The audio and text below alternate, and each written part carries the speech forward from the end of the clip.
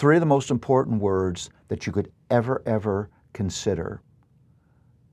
Three words that have the power to change you and everything about you. Here's the three words.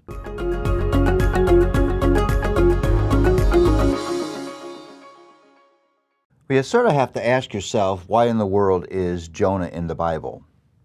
This weird story of this rebellious prophet and this big fish. And it's listed as a prophet, but there's almost no prophecy in Jonah, a 48-verse weird narrative. Well, I would propose that Jonah is in the Bible because this narrative captures an entire biblical worldview in a podcast. There's four elements that are part of a biblical worldview that are so powerfully depicted in Jonah. First, you have in Jonah a God of awesome, inestimable glory. This God is in absolute control of his world. I love, as you begin to go through the narrative, that first you see God sending a storm. He's that in control. And then it says that he appoints a fish to do something. Now, either you say that that's just a metaphor or this is real history. Near the end of Jonah, we find God appointing a worm. I mean, think how many worms are there?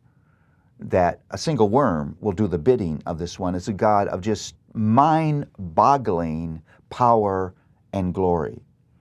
You see a world that's terribly broken by sin.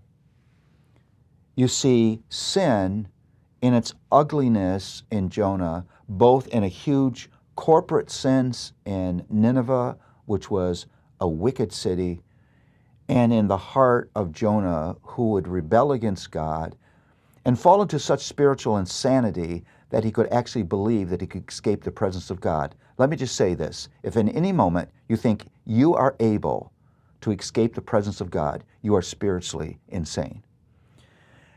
And then you see in Jonah, just beautifully depicted the existence of powerful rescuing grace. In fact, the subtitle I would give to Jonah is Unrelenting Grace.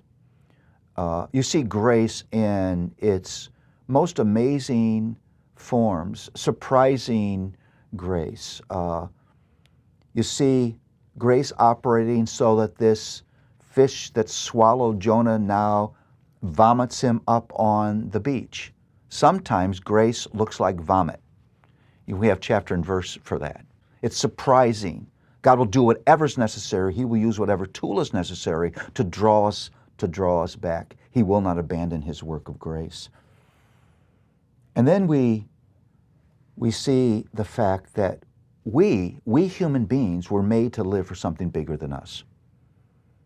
Jonah was called to live for something bigger than Jonah's comfort, Jonah's vision of what his life should be, his political leanings.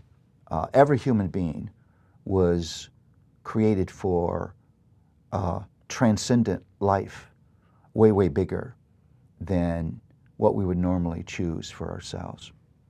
But what really captures the power of the message of Jonah are three words. Three of the most important words that have ever been written down on a page. Three of the most important words that you could ever consider. Three words that have the power to change you and everything about you. Here's the three words: but the Lord. What changes the narrative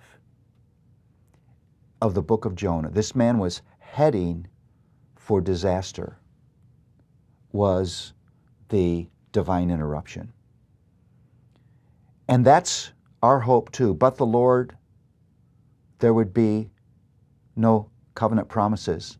But the Lord, there would be no Bible. But the Lord, there would have been no coming of Christ. But the Lord, there would be no church. But the Lord, there would be no conviction in our hearts. But the Lord, there would be no ability to believe. But the Lord, there would be no protecting, providing, delivering, transforming grace. Our life hangs on those three words, but the Lord.